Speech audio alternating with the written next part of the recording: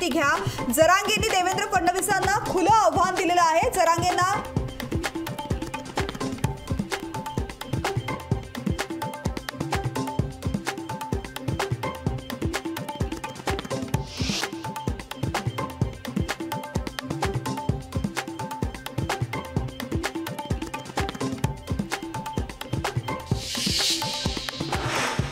माझा एन्काउंटर करण्याचा फडणवीसांचा विचार होता। सलाईन मधूनही विष देण्याचाही फडणवीसांचा डाव। मनोज जरांगे पाटलांचे गृहमंत्री फडणवीसांवरती गंभीर आरोप।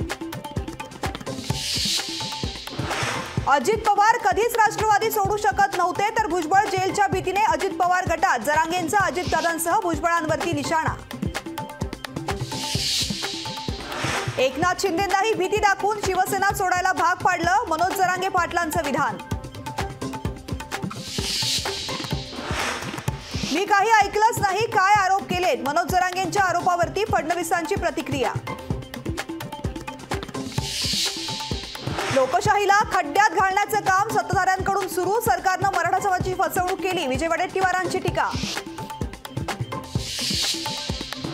आरोप करून आंदोलनाची दिशाभूल बदलू नये, बच्चू कडूंचं वक्तव्य। जरांगेंनी टोकाची भूमिका घेऊ नये, कडूंचा जरांगेंना सल्ला। ओबीसी विरुद्ध मराठा कोण करतं याचा अभ्यास करावा लागेल। कुठल्याही समाजाला आरक्षण मिळावं असं भाजपला वाटत नाही, रोहित पवारांची भाजपवर टीका।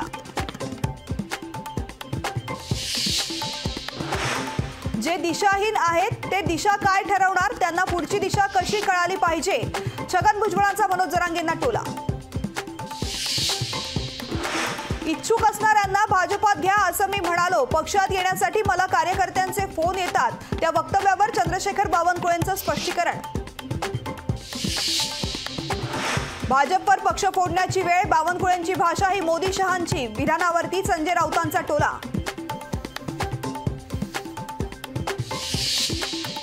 अर्थसंकल्पीय अधिवेशनाच्या पार्श्वभूमीवर राज्य मंत्रिमंडळाची बैठक। सत्ताधाऱ्यांकडून विरोधकांना चहापानाचं आमंत्रण, विरोधकांकडून सत्ताधाऱ्यांना घेरण्याची तयारी। लोकशाही मराठी ऐका, पहा, जागरूक रहा।